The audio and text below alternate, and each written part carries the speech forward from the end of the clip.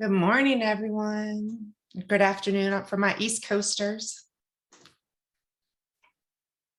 Just going to give it a quick minute while I'm watching everybody join.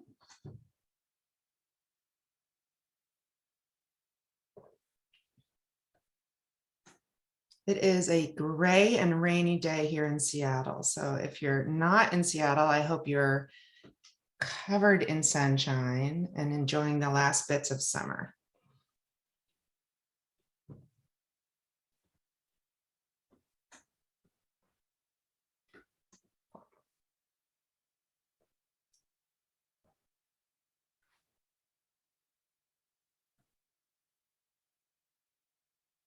Okay.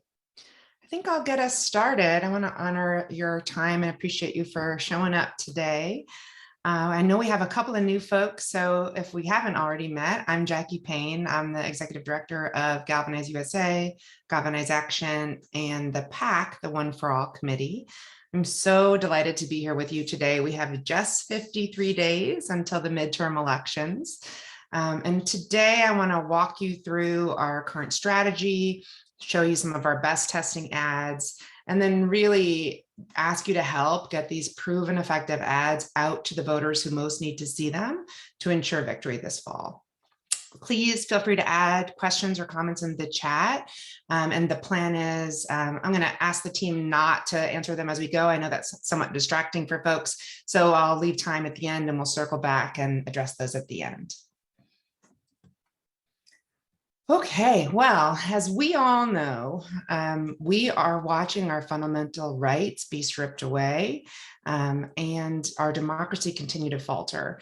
And so this election feels like it's the most important one yet. And I know we're kind of tired of saying that, but it just feels like every cycle we're watching really a bigger threat to our fundamental rights and our fragile democracy just hang in there. If the Republicans win the House, they've indicated that they'll continue to obstruct progress and engage in intense political oversight of the Biden administration that will be pretty much solely designed to create political fodder for 2024. That's going to be everything from investigations into Hunter Biden to his withdrawal from Afghanistan to the DOJ's search of Mar-a-Lago, and even into a potential impeachment of President Biden himself.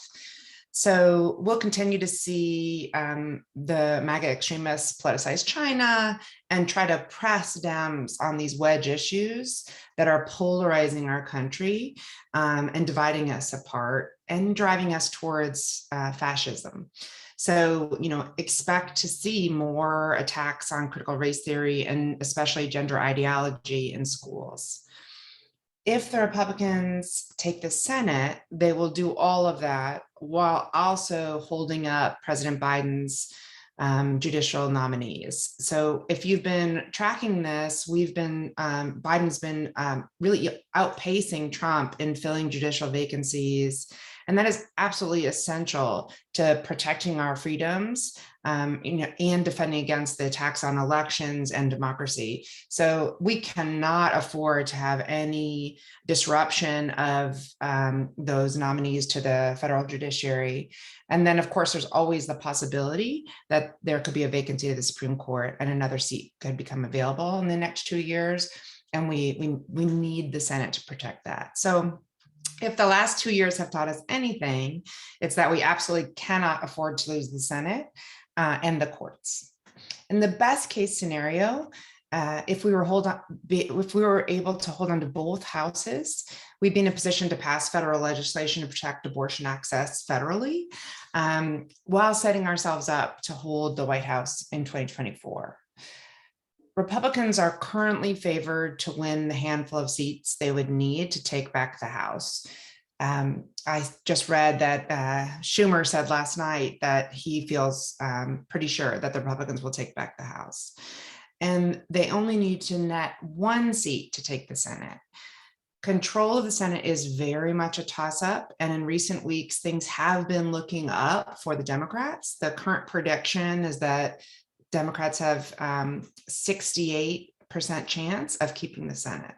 And so that really becomes the key for us. There are a handful of races that could determine control of the Senate. Those are depicted on this map. As we've discussed many, many times before, the structural bias of the Senate, in which it favors the more rural, less populous states, gives white voters disproportionate power over the Senate.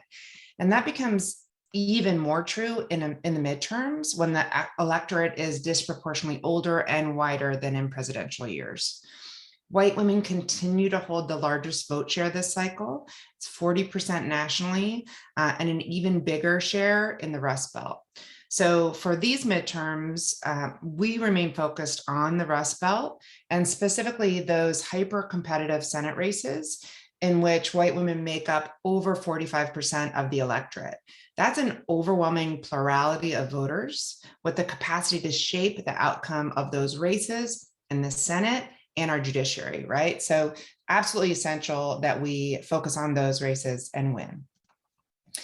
Our attention is laser focused this fall on Pennsylvania, Wisconsin, and Ohio. While our partners do their part to mobilize the base and get out the base, we fill a unique and critical gap in the movement by moving the margins on moderate white women who will vote for progress. As I'm sure you know, Pennsylvania and Wisconsin are considered our best two chances for picking up a Senate seat. And in both cases, you can see from this chart that our priority target audience, the voters we are confident we can move if we reach them with our ads, is several times greater than the margin of victory, which means we can win these states if we reach even a tiny portion of these voters. The good news is we know how to move them, right? We're experts in moving moderate white women. Our work at the intersection of neuroscience, behavioral psychology, and data science has allowed us to effectively reach moderate white women and support them to vote in line with their own values and vision for an America that works better for everybody. Galvanize Action has been extensively investing in research and modeling to really precisely figure out who we need to target, who we can persuade, and then how we can move them by reaching them at their values using the right message and right messenger. We do this throughout the year to help voters clarify what's important to them and what they want and deserve from their public officials. So if you've supported Galvanize USA or Galvanize Action, you have helped us to develop all of that research and the messaging to connect with those voters. In the weeks leading up to the election, when voters are paying attention and we fall into the persuasion window for an election, my PAC, the One for All committee, gets involved. And the PAC takes the research that Galvanize Action has done, builds on it, and develops highly tailored messages to micro-targeted audiences to persuade them to vote for a specific candidate. And we're going to really be focused on that today. But before we get there, I just want to reflect on the last 4 months. We've been actively communicating with these moderate voters to help them make sense of the most important issues in their lives, from the economy to healthcare to abortion, and really emphasizing for them where they land on those positions and what they deserve from their public officials. We've spent just over $2.5 million over this summer and achieved over 68 million impressions of views of our ads. And our ads have continuously overperformed the industry gold standard. So we have an average VCR of 63%, which is continuously over the gold standard, which means that the people who see our ads are connecting with it, sticking with it, watching the whole thing, right? And we're having the impact that when we test these ads in the lab, we know we can have. They're proven to move persuadable white women by significant margins. If you've been with us on this journey, you know everything we do is research-backed and tested rigorously before we send things into the field, and then we track our results in the field. The ads are working so well that our partners have picked them up and used them in other states. So while we have directed our ad buy in the Rust Belt in Michigan, Wisconsin, Pennsylvania, and Ohio, our ads are streaming and being used in different ways by partners in Arizona and Colorado and Kentucky and Maine and Missouri and Tennessee. And even this morning, I heard our friends in Nevada are picking up our abortion ads. So a part of our strategy is to make all of our research, all of our ads publicly available to our allies and make it super easy for them to pick up this and use it themselves for free so that as a movement, we can win nationwide. So when y'all have invested in us, it has both supported our direct work in the Rust Belt, but as you can see, it's really helped our allies across the country in these other important states be able to connect with voters and move them on key issues. But as I said, as we move past Labor Day into the election season, voters turn their attention a little bit more to the midterms. They start to think about who are they going to vote for. We enter that persuasion window. And that's when we need to kind of close the deal. We need to talk to voters specifically about the candidates. Who understands them? Who cares about people like them? Who shares their value on the most important issues? And who should they vote for or against come November 8th? So I want to start here by showing you an ad we did for voters in Pennsylvania to talk with them about Fetterman as the candidate who's right for them. I spent most of my life in the food industry, as a waitress, a chef. I even tried my own catering business, but it just didn't pay the bills. With our oldest going to college soon, my husband and I are stressed out about the cost of tuition. That's why our next senator needs to have a plan for cutting costs and creating good paying jobs. Some celebrity doctor from New Jersey just isn't gonna cut it. We need someone who knows what we're going through, who understands us. I just think John Fetterman's one of us, and he's the real deal.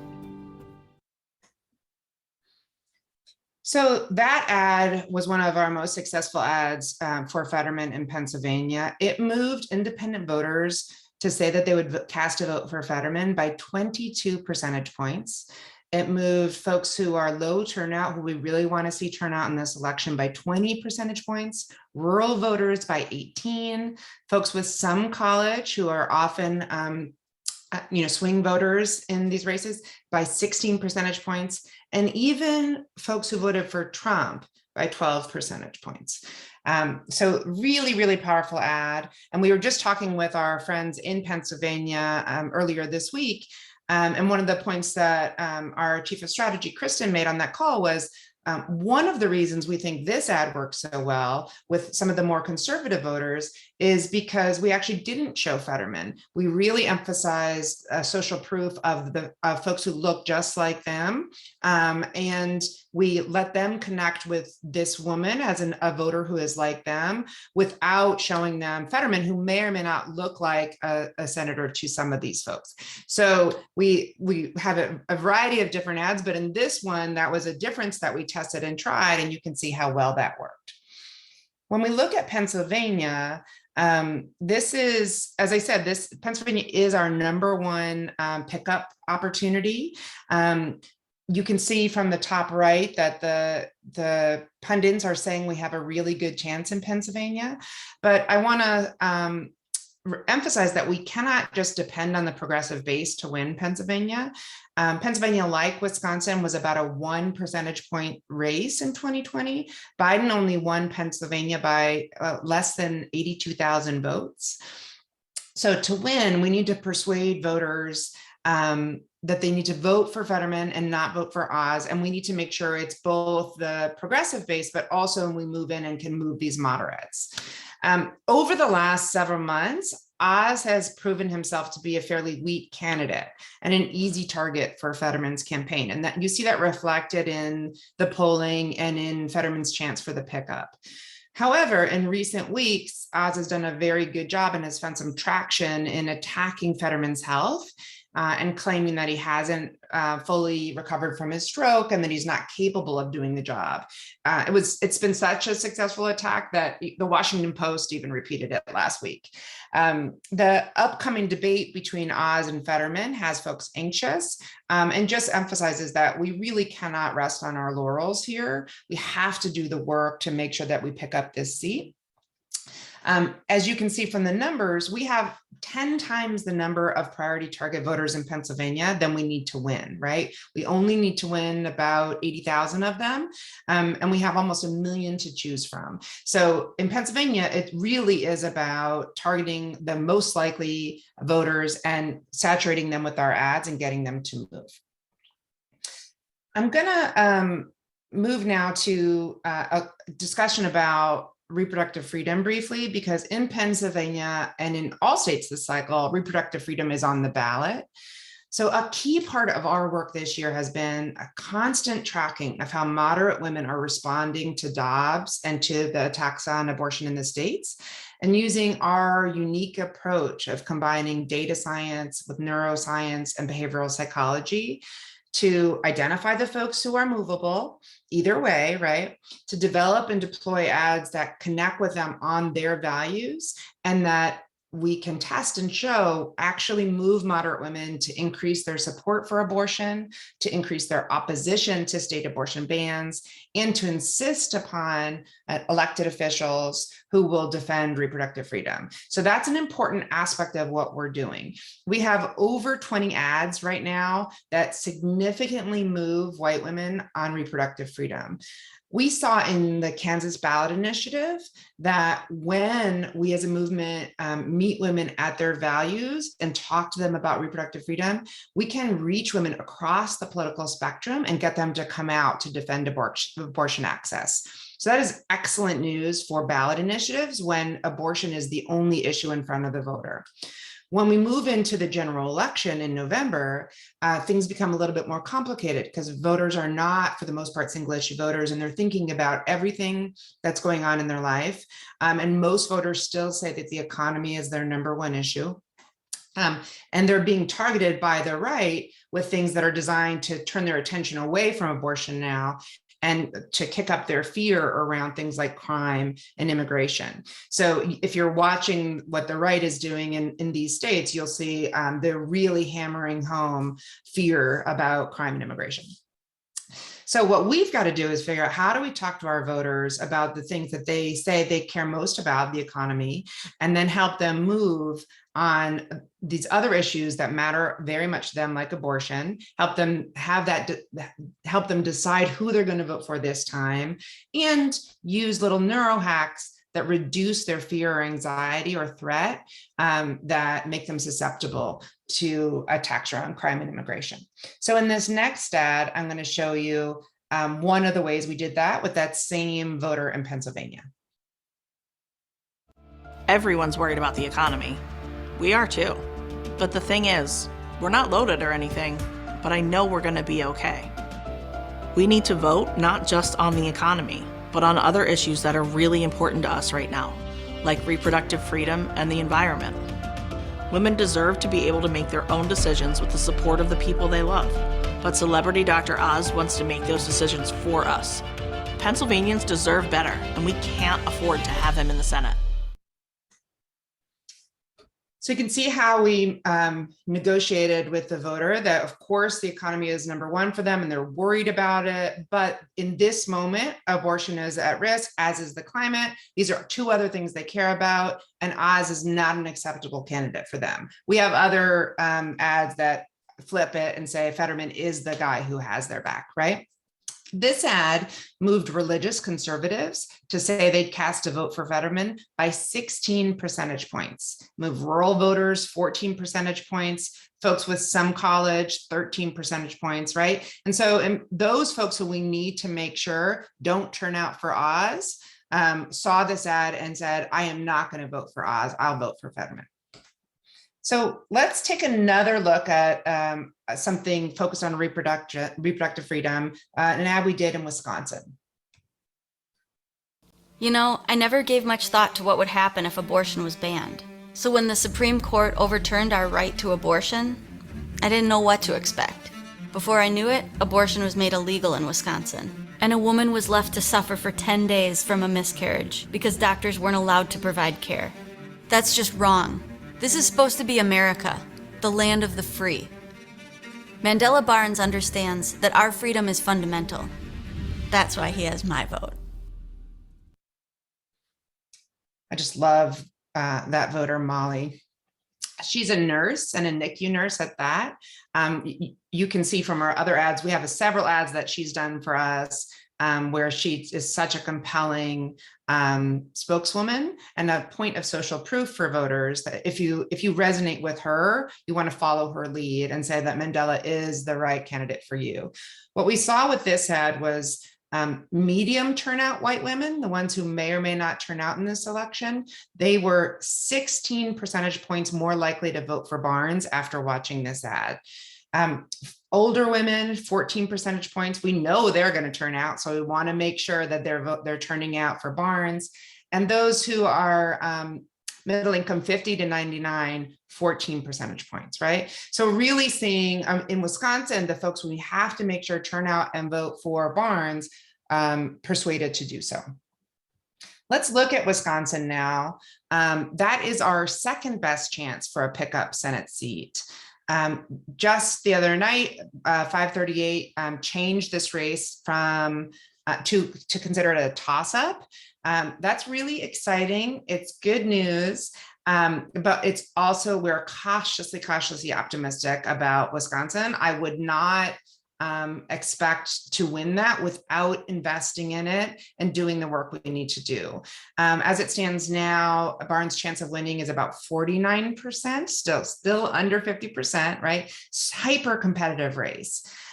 Even though the polls have been looking good for Barnes, we're starting to see Johnson pick up some steam. And Johnson has a history of really being a conspiracy theorist, being an anti-vaxxer, being pro-Trump, being pro-insurrectionist, and then somehow getting himself in the final weeks before an election, very successfully marketing himself as somebody who the mainstream can like.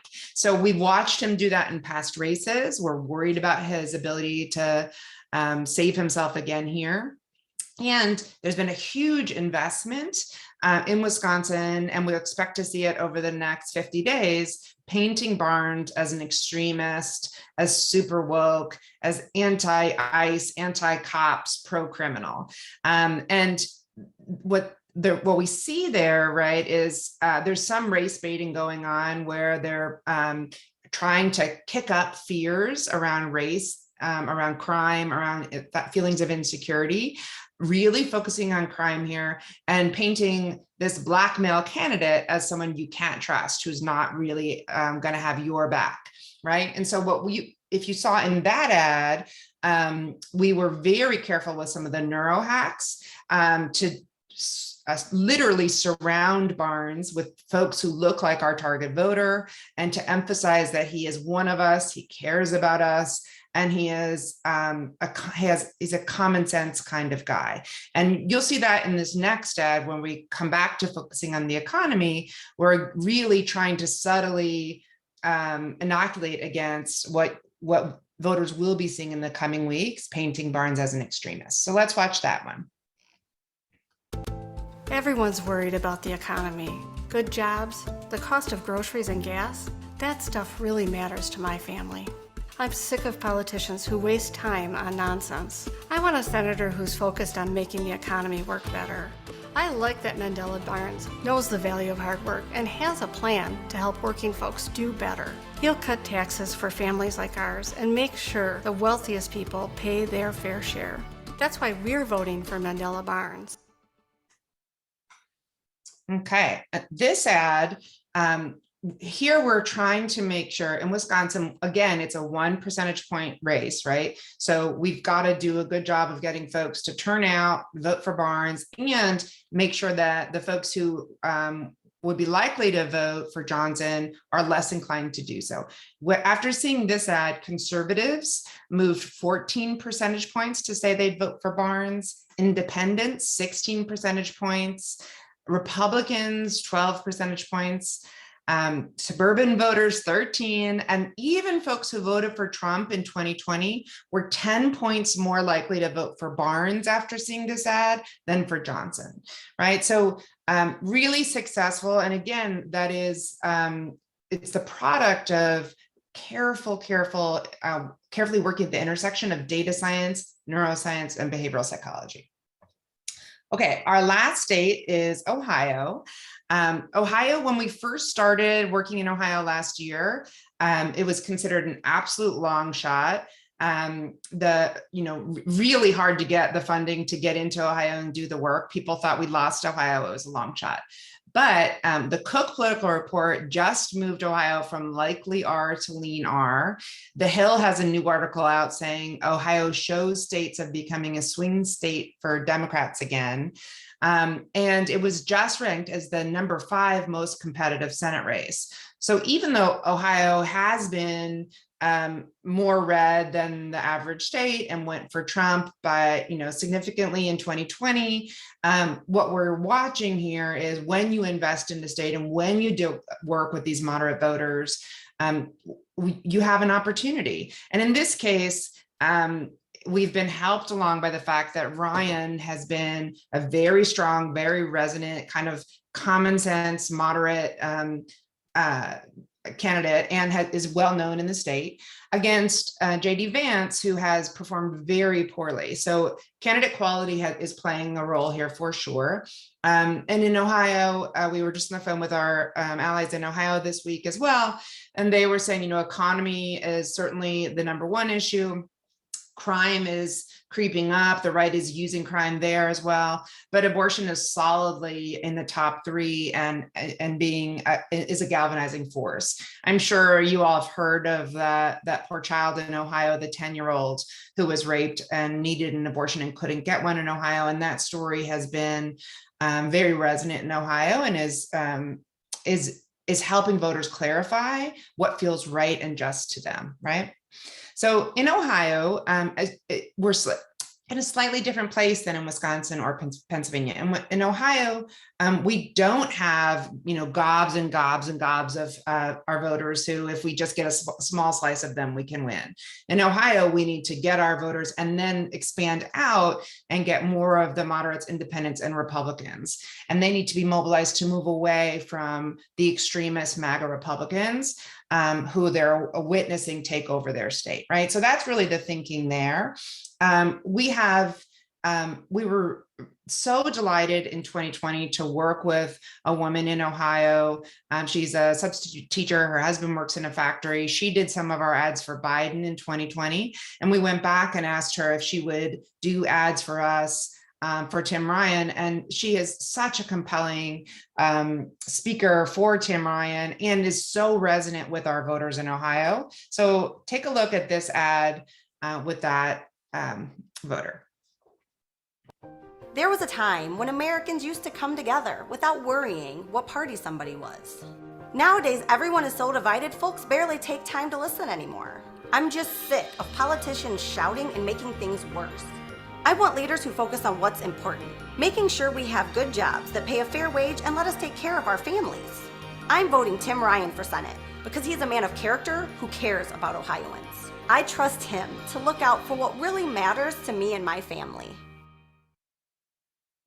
So you can feel the appeal from that ad. She's centering in-group care, her family, but also calling on other voters really to say, like, what do we want in our elected officials? There's such a desire for unity. There is a reaction to the polarization among moderates. And they're looking for someone who will really show up and take care of them and their families, right? But this ad did. Religious conservatives were moved 16 percentage points by this ad. Folks who are identified as Republican, 13 percentage points. Folks who voted for Trump in 2020, 12 percentage points, right? So this ad helps us dip into that group of more conservative, more Republican voters who we need to be able to work with if we want to win a state like Ohio. If you were with us in 2020, you know that the work we did with our ads significantly helped Biden to take back the Rust Belt. In 2020, our ads moved voters by 7 to 9%. And where we worked, white women outperformed the national average, right? And so you can see that from this chart, like the success we had when these moderate women see our ads, they are compelled by them and they take action and they vote for the candidate that is going to be better for them and their family. That helped Biden win back the blue wall in 2020, and it can help us win these states in 2022. as you've seen this morning, our ads are performing almost 3 times as well as we did in 2020. Over the last couple of years, we have really honed this art and science of persuasion. We know how to connect with and move these voters. We're having extraordinary success, and it is now time to move to what the PAC can do to connect with voters and help them make the decision in the final 53 days. So what I want to ask you to do now is think about what's the role you can play in helping to save the Senate and put our country on the track to protecting our reproductive freedoms, protecting our democracy, and setting ourselves up for victory in 2024, which is absolutely crucial, right? The likelihood is that Trump will be back on the ballot, and we need to position ourselves to be connecting and talking to these voters about what they deserve and what America deserves from our elected officials. Here you can see what the cost is for moving these folks. In Wisconsin, we have just under 400,000 priority voters who we could reach with $1 million. In Pennsylvania, just under 1 million voters who we could reach with 2.6. In Ohio, our top priority voters who we'd go after, it's a total of 1.4. So if we could raise $5 million, we could significantly move the margins on these voters and help ensure victory and the pickup of these seats so that we can hold and maybe even increase our margins in the Senate. Yesterday, we received a gift of $25,000 from one of our supporters, and that gift alone will allow us to reach 10,000 voters. Think about what we just talked about in Pennsylvania. We only need to win 82,000 voters in Pennsylvania. So yesterday's gift helps us get to the first 10,000 of those. Every dollar that we get will allow us to connect with, saturate those voters, and move them in the right direction.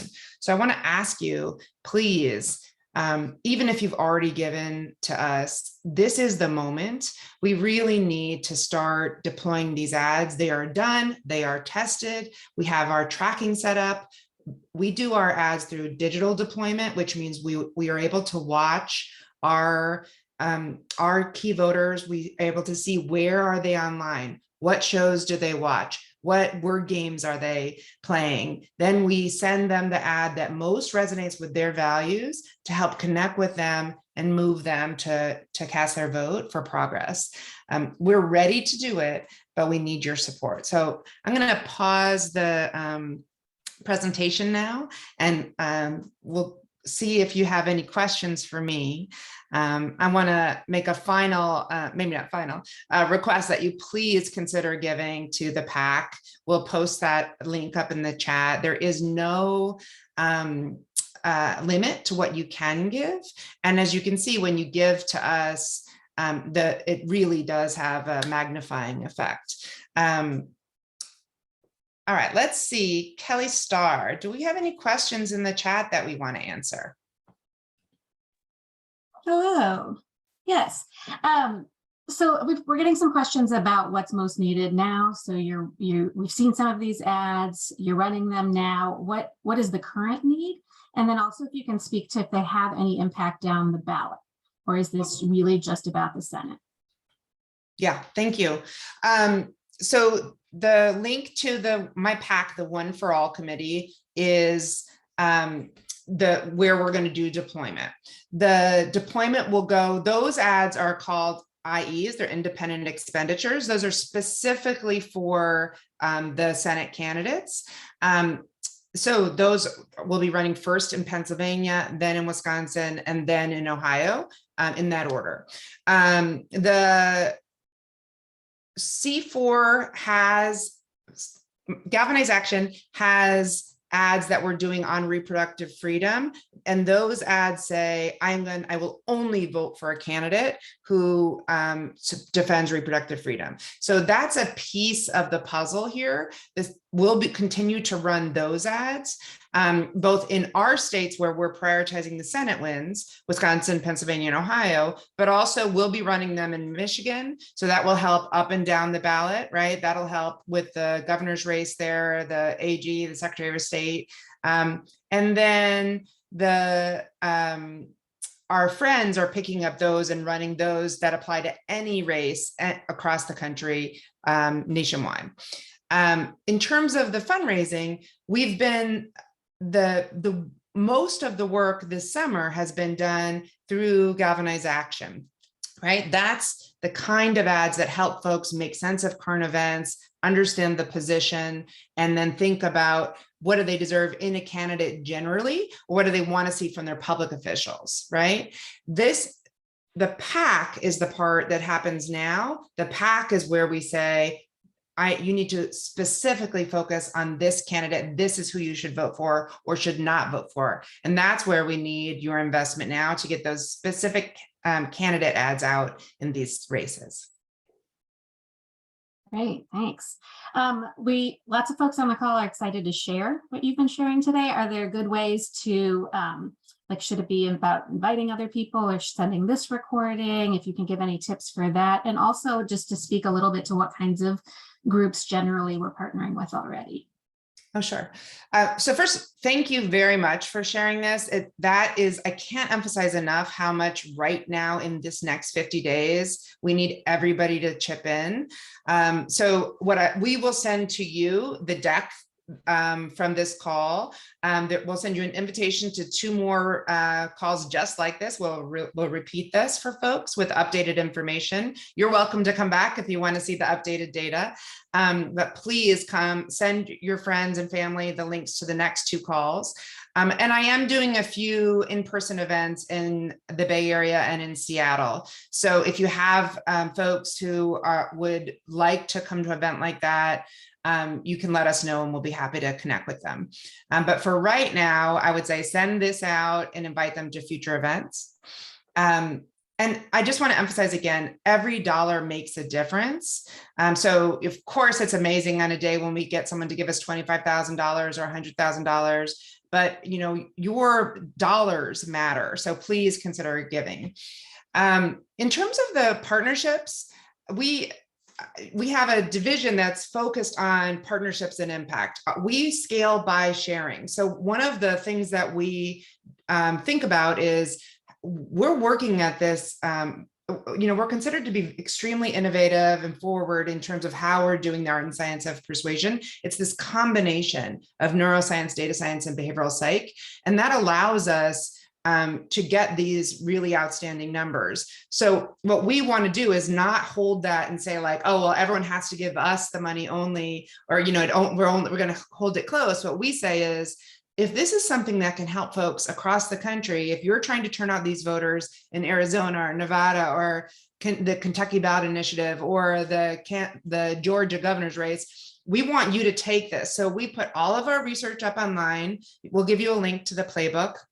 We put our ads up there, and then we white label our ads so that folks can take those general ads and use them. And they can either use them under our name if that's better for them, or they can put them under their name if they're the better messenger. We are agnostic about that. What matters to us is that we're connecting with these voters and helping to move them in the right direction to advance progress and save our democracy. Yeah. Well, I know you can't see this, but people are commenting that they are donating. So I know we're appreciative of that. And the request for down the road is we keep doing these calls. If there's any updates that you can give of how we're doing to reach our goals, folks would like that. We're getting a question about if you can, if there's sort of like a summary of how we're connecting with the people on abortion, as well as like how can we be sure our younger people engaged? How are we going to get those folks actually voting? Good question.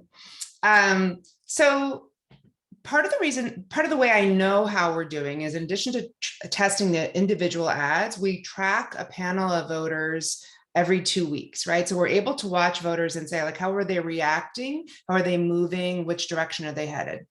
That real-time tracking allows us to understand what is actually happening to this panel of representative voters and helps us to think, oh, well, we better do better with this segment, or this crew is doing great. We don't need to spend our money there. That helps us efficiently deploy our resources, but it also really keeps our pulse on what is going on with our voters, right?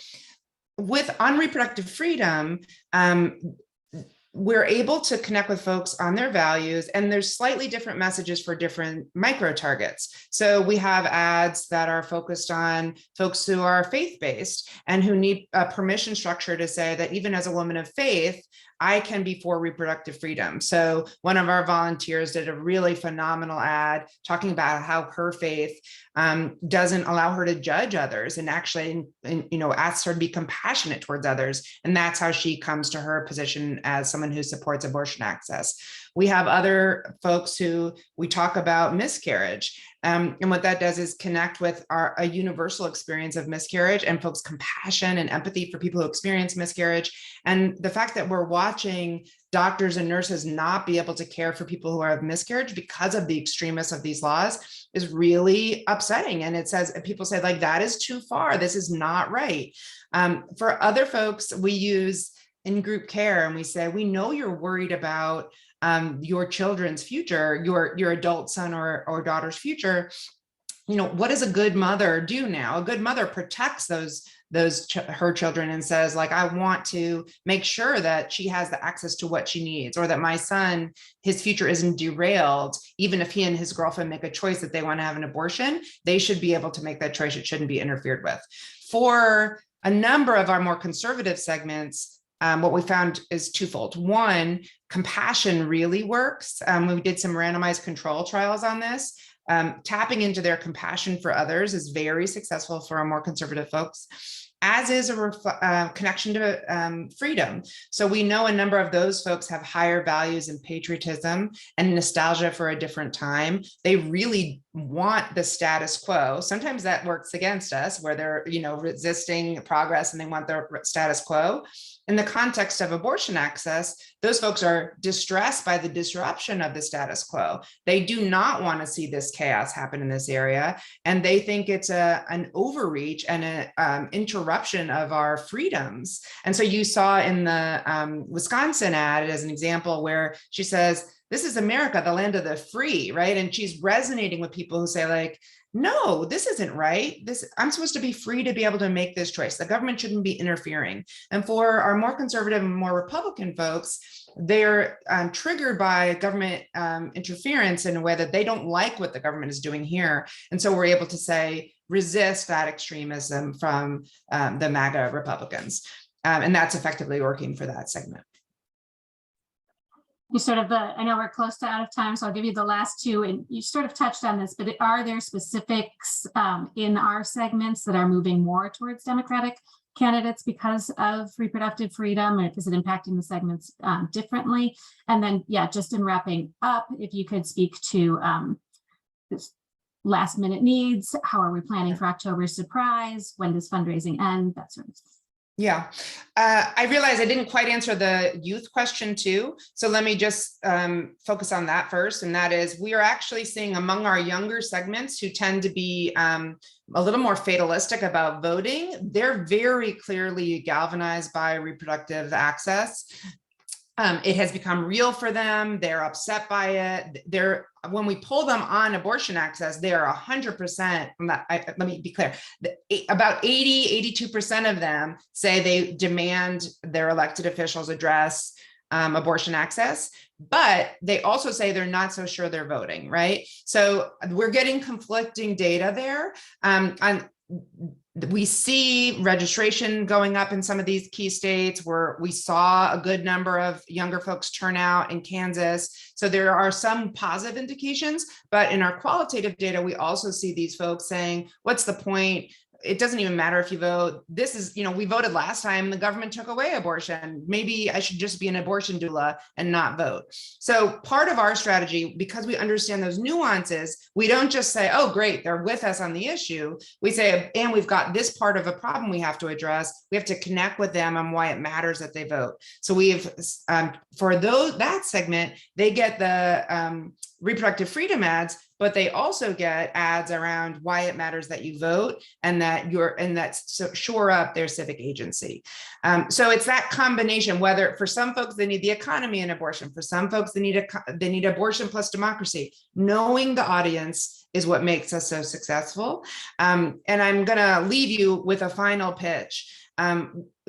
Every dollar matters. We can win these if we go after these voters with the messages that we know work for them and that are proven to do so. This is not wishful thinking. It's not throwing spaghetti at the wall. It's highly researched, tested, and tracked messages. So please send this deck out to your friends. We have less than 30 days of fundraising left. So they have the ability to get these ads out where they need to go in the final 53 days of the election. And this is the time that folks need to make sure, even if they feel slightly tapped out, that they dig a little deeper to make sure we hold the Senate. Okay. Thank you so much for all your support. We really appreciate you. And for everyone who's given already, these ads are the product of your support, and I hope you're proud of them. Please feel free to share them with your friends.